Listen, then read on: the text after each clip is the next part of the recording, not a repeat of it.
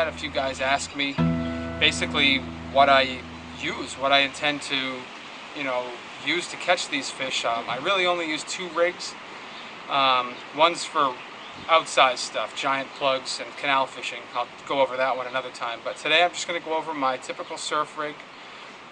This has kind of come together over more than a decade of doing this and tinkering around and trying different stuff. And I'm not one of those people that tries a million rods, and I'm definitely not one of those people that wants to have a specific rod for all different situations. I like to have one rod that does pretty much everything, and this is what I finally arrived at after a lot of trial and error. So my rig is very old school. This is a GSB 1321M, and it's the old school version, which means it's a little looser in the tip. And this is a VS 250, which I really like the simplicity of the VS. I feel like I can abuse it, and it really never kind of lets up. It just keeps working, it keeps doing its thing. I rinse it most of the time, and I really only lubricate it when I feel like it needs it. Like I say, I like the simplicity of this rig. It's there's no frills. There's not 8 million ball bearings in the reel that I have to worry about failing. I know the makeup of the reel, and I like the simplicity of it. My line is Daiwa Samurai, and it's the 55-pound.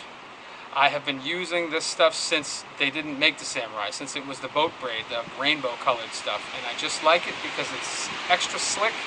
I don't get a lot of wind knots with it, and it's also round, which a lot of other braids, when you roll them in your fingers, you feel them kind of bump around because they're square or rectangular, and I don't like that. I don't like the way that the corners dig into the spool when you get a good fish on. I don't like the way it sounds going through the guides. I just don't like it. I like the smoothness of this, and I like its durability. I have not had problems with it breaking off in the rocks. I've had really no problems with it. I like it so much that when there was a rumor that it was going out of production, I bought a 1,200 yard spool, and now I kind of wish I didn't. But whatever. I mean, to me, this is the best setup for the type of surf fishing that most of us do. Fishing from rocks, fishing from the beach, wetsuiting. This rig just never quits.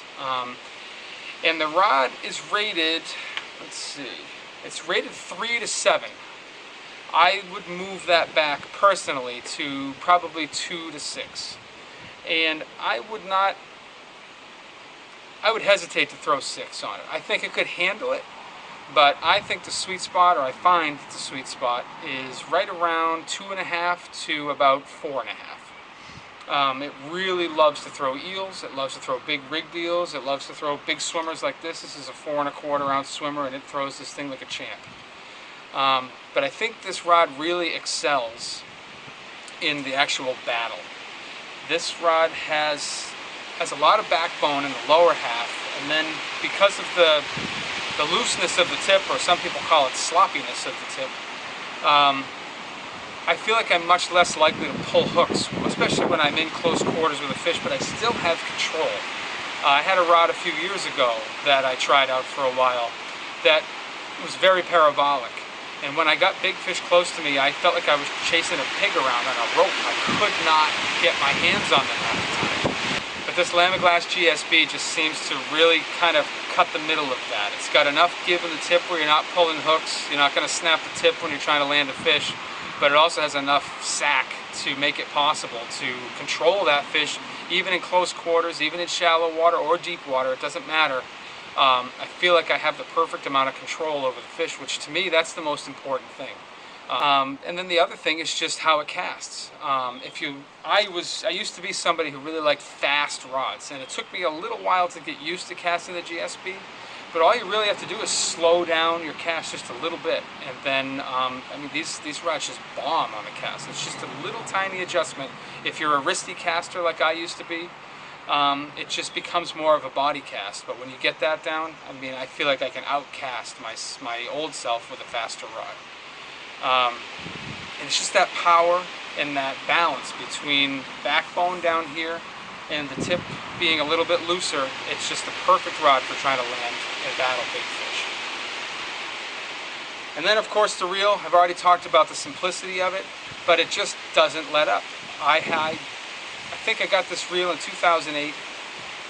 I've had it serviced probably 5 times in those 11 years, and it just never quits on me. It has a nice smooth drag, has a lot of power, and I just feel like I can't kill it. I don't have to worry about it, and that's the thing that's the most important thing to me, is that it's worry-free. I can swim with it 3-4 nights in a row. I can leave it for a week. Usually, believe it or not, I leave it outside. I just leave it leaning up on the clothesline after I rinse it off when I get home, and a lot of times it never goes inside. It sits outside for a day or two, and then it's back on top of the car and back out in the surf. I don't think I'll ever switch to any other type of reel just because of its reliability. And one last thing. In other videos I've done where I've been seen on film using my equipment, I've seen some comments where people said, "Wow, now I feel like I got to spend $1,000 if I'm going to go out and get, and do this." And that's only true if you're going to go like crazy. If you're going to fish as hard as I have over, the last 15 years or so, then yeah, you might actually need to spend the money on a really nice, strong, powerful, reliable rod and a Van Staal. But if you're not going to go to those extremes, there are plenty of other options out there that have the power and the reliability to get it done. You just have to take more meticulous care of them. They need to be cleaned and lubricated and taken apart.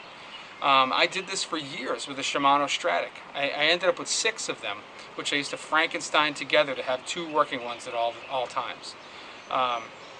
So it's really just a matter of how much work you want to put in, and I don't really love maintenance. So I sprung for the VS's, and they have never let me down. So that's my rig. That's how I get it done, and hopefully this video helps somebody make the right decision for themselves.